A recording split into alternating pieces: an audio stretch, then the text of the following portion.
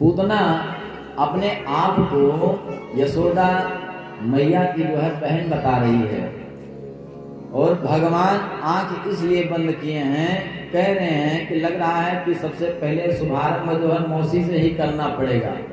और इसका तात्पर्य ये है क्या कि भगवान कह रहे हैं कि पूतना तू जैसी थी वैसी आ जाती, तो जैसी थी वैसी आ जाती तो भी मैं तुमको स्वीकार कर लेता, लेकिन आज तो स्वरूप बना करके आई है, इसलिए मानो भगवान अपना जो है नेत्र बंद कर लिए।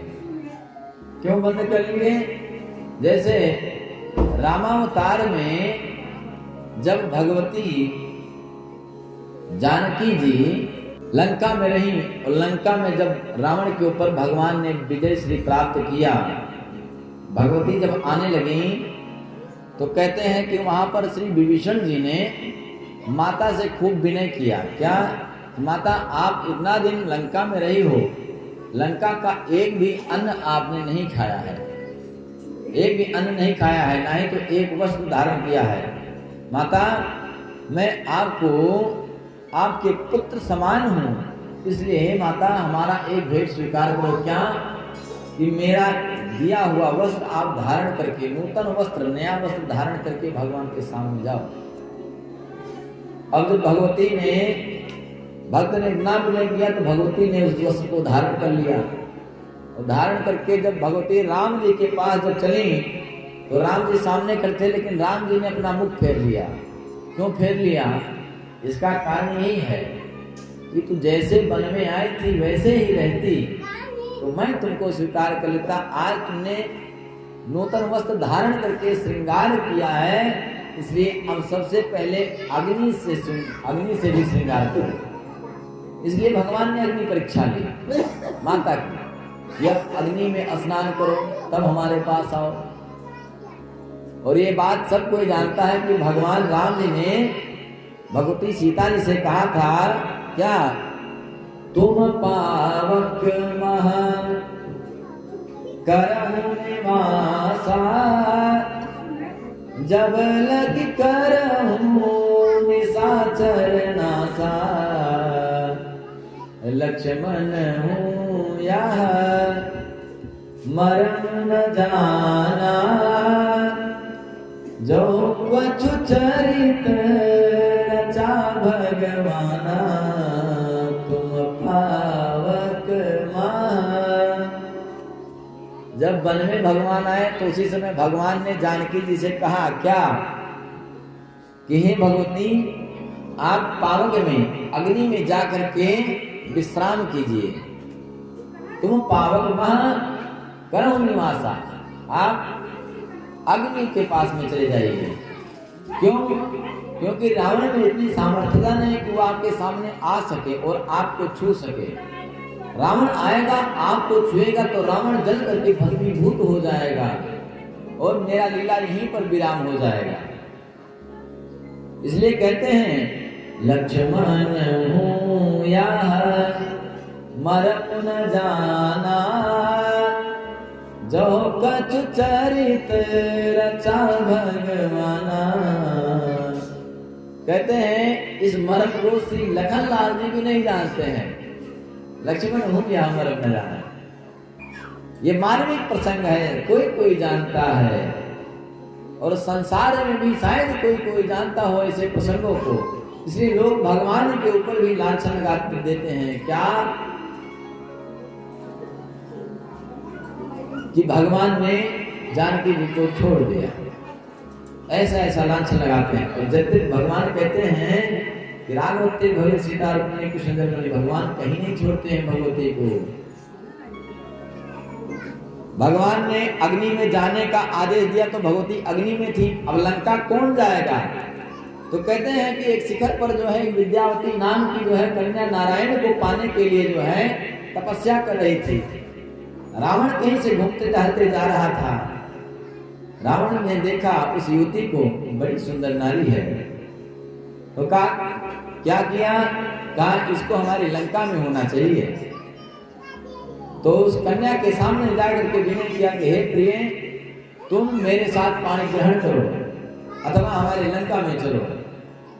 पाणी ग्रहण करने के लिए बोला। उस नारी ने देखा कि कुदृष्टि मेरे ऊपर डाल रहा है, तो नारी का तपस्या भंग हो गया। नारी ने मना किया तो नारी का जो है केस पकड़ लिया रावण ने। जब नारी का केस पकड़ा तो विद्यावती ने इतने जोर से अपने केस पर प्रहार किया कि उसका हाथ छूट गया। हाथ छूटा तो उसने कहा कि दुष्ट रावण, तेरा ये पापी और दुराचारी हाथ मेरे शरीर पर लग गया, इसलिए मैं अब अपने इस शरीर को जला करके भस्म कर दूंगी। जा, मैं तुझको श्राप देती हूँ क्या कि मैं ही तेरा काल बन करके आऊंगी तेरे लंका में। वही श्राप देती है। अब इधर नारायण को पाने के लिए तपस्या कर रही थी और उधर श्राप भी दी क्या, मैं तेरा काल बन करके आऊंगी। अब इधर देखिए, जब भगवती जी जो है अग्नि में चली गई रहने के लिए, तो जो विद्यावती तपस्या कर रहे थे वो छाया के रूप में जो है यहाँ आ गई। उसी को रावण हर करके लेकर के गया। इसलिए मंदोदरी जी भी कहते हैं कि सीता शीत निशासन आई, इस सीता को लेकर के आए हो, ये शीत है। शीत का मतलब होता है धार। काल रात निश्चल कुल केरी, तई सीता पर प्रीत घनेरी। अरे ये कोई सीता वीता नहीं है, कौन है? ये काल रात्रि के समान तुम्हारे लंका में बैठ करके सभी राक्षसों के आयु को हरण कर रही है। इसलिए मेरा बात मानो, क्या सीता को जो है राम के हवाले कर दो तो बच जाओगे, नहीं तो जैसे हाल हुआ था भानु प्रताप का, रहा न को कुल रोन हारा, वही हाल तुम्हारा हो जाएगा रावण। लेकिन रावण तो यही चाहता है कि भगवान के हाथों से उसका उद्धार हो जाए। वह सीता लंका में बैठ करके राक्षसों के आयु को हरण कर रही हैं। अब जब उन सीता ने जब नूतन वस्त्र पहन लिया तो भगवान ने क्या कहा कि तुमने नूतन वस्त्र पहना और श्रृंगार किया, इसलिए अब अग्नि से भी श्रृंगार करो। तो भगवान ने अग्नि से परीक्षा लिया भगवती का। तो जब वो सीता अग्नि में गई तो असली सीता सामने आ गई, भगवान। इसलिए कहते हैं भगवान भगवती से कभी अलग नहीं हो सकते। अब देखिए यहाँ पर वही चीज भगवान कह रहे हैं पूतना से, ये तो हमारी मौसी बन करके आई है। मौसी यानी कि माता के जैसी, माता के जैसी वही होती है मासी। उसको मासी भी वो लोग बोलते हैं और मौसी भी बोलते हैं। गांव के भाषा में, हमारे आप के भाषा में मौसी, शहर के भाषा में मासी, है ना। मासी जो माँ जैसी, कहने का मतलब ये माँ जैसी बन करके आई है आज, और अपने आप को माता की बहन बता रही है, हमारी माता का बहन बता रही है। इसलिए इसको माता का दर्जा देना है, तो माता का दर्जा दे रहे हैं वहां पर। और आंख इसलिए बंद किए हैं कि कभी बनावटी चेहरा लेकर के परमात्मा के दरबार में मत जाया करो। तुम जैसे हो वैसे जाओ, क्योंकि भगवान को वही पसंद है। जे धामाम प्रपद्यन्ते तांस तथैव भजाम्यहम्। परमात्मा कहते हैं जो मुझको जैसा बजता है मैं भी उसको वैसा ही बजता हूँ प्यारे। इसलिए ये माता यदि पूतना है तो अपने रूप में आती तो मैं नेत्र खोल करके इनका स्वागत करता और नेत्रों से देखता, लेकिन ये रूप बना करके इसलिए इनको मुझे नहीं देखना है।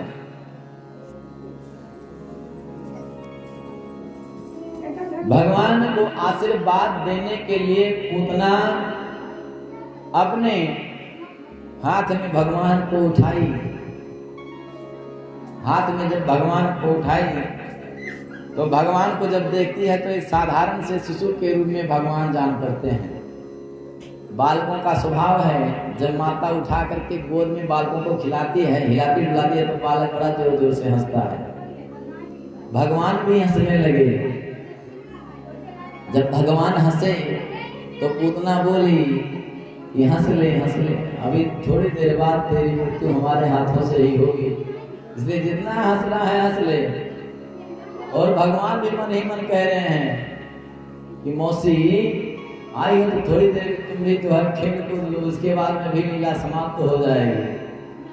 क्यों? क्योंकि भगवान का नियम है, जिसको पकड़ते हैं उसको छोड़ते नहीं है। जिसको भगवान पकड़ लें उसको कभी नहीं छोड़ते। और यहाँ कहते हैं कि भगवान को लेकर के पूतना जो है खिलाते हुए घर से बाहर किसी तरह से निकली, और बाहर निकली तो देखते ही देखते जो है पूतना अपने स्तन में विष कालकूट लगा करके आई है, और अपने स्तन को भगवान के मुख में जब पूतना दी, अब देखिए ये स्वयं को मौत के हवाले कर रही है, अपने आप को निमंत्रण दे रही है। अरे जिनके विषय में कहा गया है नहीं तवयादि मध्यवसाना अमित प्रभाव वेद नहीं जाना, नहीं तवयादि, भगवान के आदि अंत का कोई पता नहीं है। और उन भगवान को लेकर के अपने स्तन में विष कालकूट लगा करके जो है पूतना जो है भगवान के मुख में अपने स्तन को दे दी। अब भगवान जो है यहाँ कहते हैं कि भगवान ने उसको पकड़ लिया, पूतना को। लिखते हैं गाढ़ं कराभ्यां भगवान प्रविद्य तत्प्राणैः सम रोषमन्वितो पिबत। भगवान ने गाढ़ं कराभ्यां अपने हाथों से पकड़ा, पकड़ने के बाद में पूतना के स्तन पान करने लगे। अब यहाँ एक शंका और आती है, क्या भगवान ने नेत्र बंद किया तो भगवान मानो भूत भावन भोलेनाथ को बुला रहे हैं? क्यों बुला रहे हैं? कहते हैं कि प्रभु ये विष पीने का प्रेस्टिक आपको है। क्यों? क्योंकि जब समुद्र से सर्वप्रथम विष कालकूट निकला था तो आपने पिया था, इसलिए प्रेस्टिक आपको है। आप आकर के इसके विष को आप पियो और दूध को मैं पीऊंगा। भगवान बोले शंकर जी से, मानो भगवान शंकर आगे उसके विष का हरण कर लिए। अब भगवान उसके स्तन से दूध पी रहे हैं। और यही नहीं, दूध पीते पीते कहते हैं गाढ़ं कराभ्यां भगवान प्रवेद्य, कहते हैं कि मानो भगवान दूध पीते पीते उसके प्राणों को भी खींचने लगे। जब प्राणों को खींचने लगे तो यहाँ एक बात और कहते हैं कि पूतना, जिसका मतलब होता है पूत ना, जिसके कोई पूत ना हो उसका ही नाम पूतना। इसके कोई पुत्र नहीं थे, इसलिए इसका नाम पूतना पड़ा। जिस माता ने कभी अपने स्तन से अपने पुत्र को दूध ना पिलाया हो, वो पुत्र की ममता क्या जाने।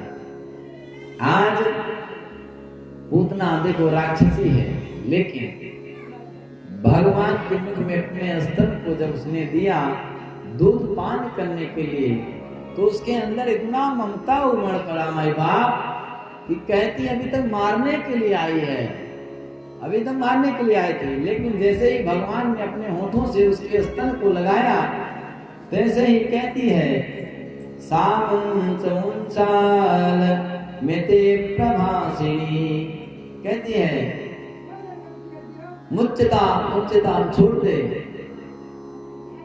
रे बालक, छोड़ दे। क्या कहती है कि इस स्तन में विष कालकूट लगा है, अगर तू पी लेगा तो मर जाएगा। इतनी ममता उमड़ पड़ी उसके अंदर। भगवान से कह रही है पी लेगा तो मर जाएगा बालक, उसको पाप लगेगा, छोड़ दे।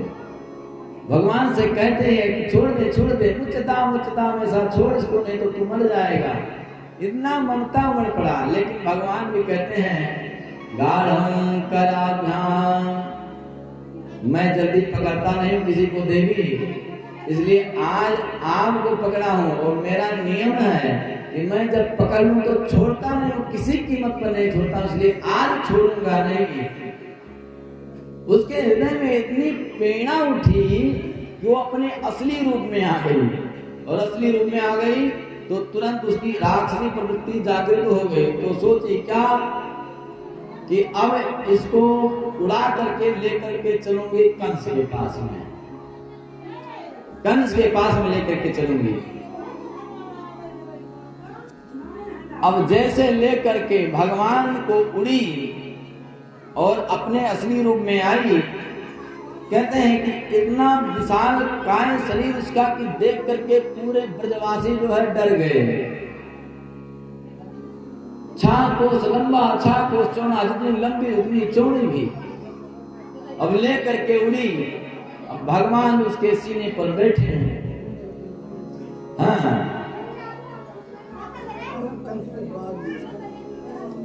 कहते हैं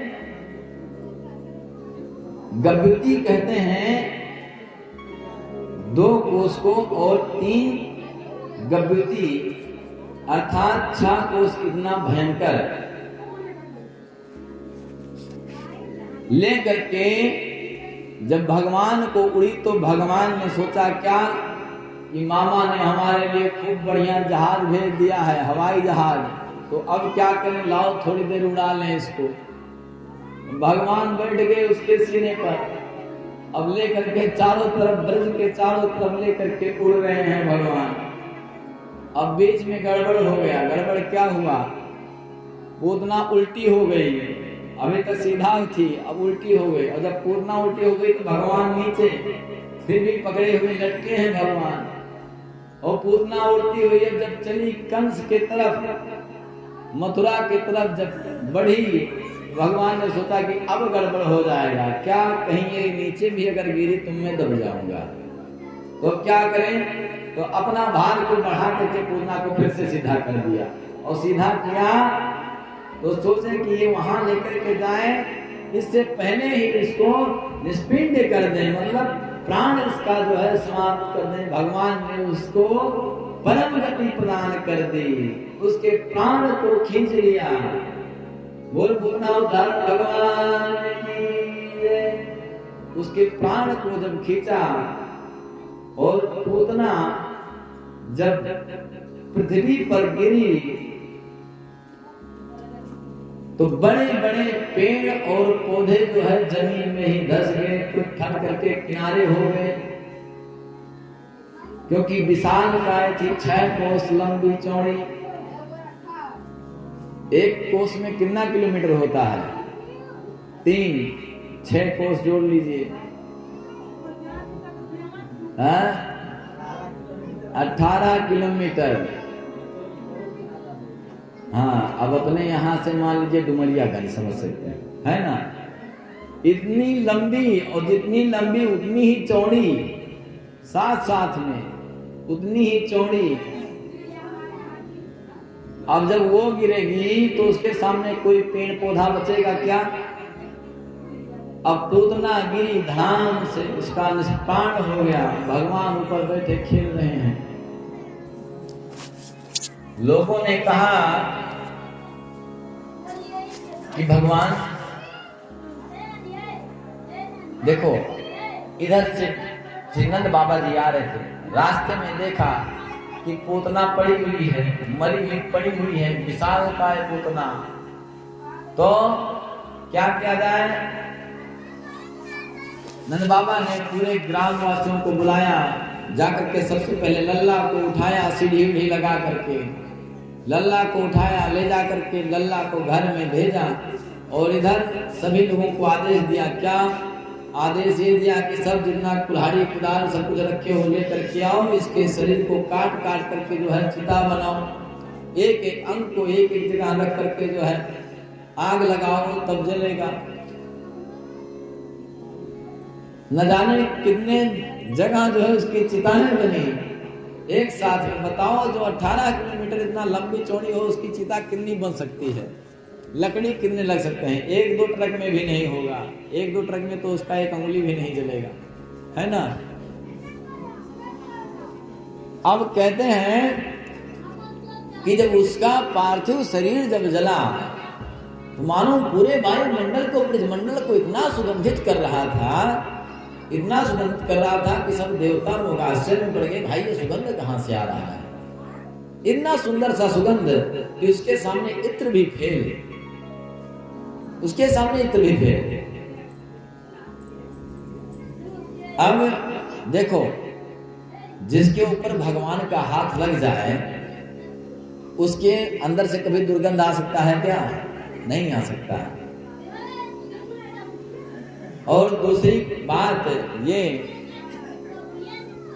ऊपर से विमान आया और उस विमान में स्वयं नारायण आए, नारायण आकर के लेकर के उनको गए, माता का दर्जा दिए पूतना को। तो लोगों ने कहा कि ये पूतना थी कौन? तो पूर्व कथा में हमने आप सबको बताया कि पूतना जो है राजा बलि की पुत्री रत्नमाला थी। जब भगवान वामन बनकर के उनके द्वार पर गए तो ये वहीं खड़ी थी।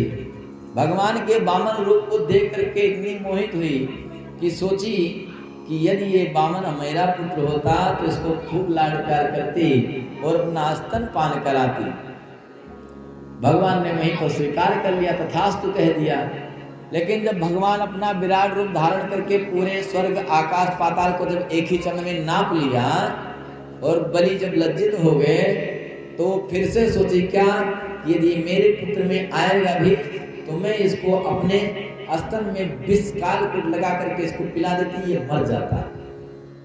वहीं पर उसने दोनों प्रतिज्ञा की और भगवान ने उसके दोनों प्रतिज्ञा को पूर्ण करने के लिए जो है यहाँ पर आज प्रकट हुए हैं। आज दोनों प्रतिज्ञाएं उसका स्वीकार किए, एक तो माता बनकर के आई और विष भी लगा करके आई। लेकिन संतों ने कहा क्या? संतों ने ये कहा कि एक बात बताओ, भगवान तो परमात्मा है, सर्व समर्थ है, सामर्थ्यवान है, लेकिन क्या भगवान को ऐसा करना शोभा दे रहा है कि जो माता बन के आई, कुछ भी वो माता बन करके आई थी, उसको ऐसा मारना चाहिए भगवान को? ये कहां का न्याय है? तो संतों ने कहा कि दो न्याय होते हैं। कौन सा? एक मार्जार न्याय और एक मरकट न्याय। मार्जार न्याय और मरकट न्याय।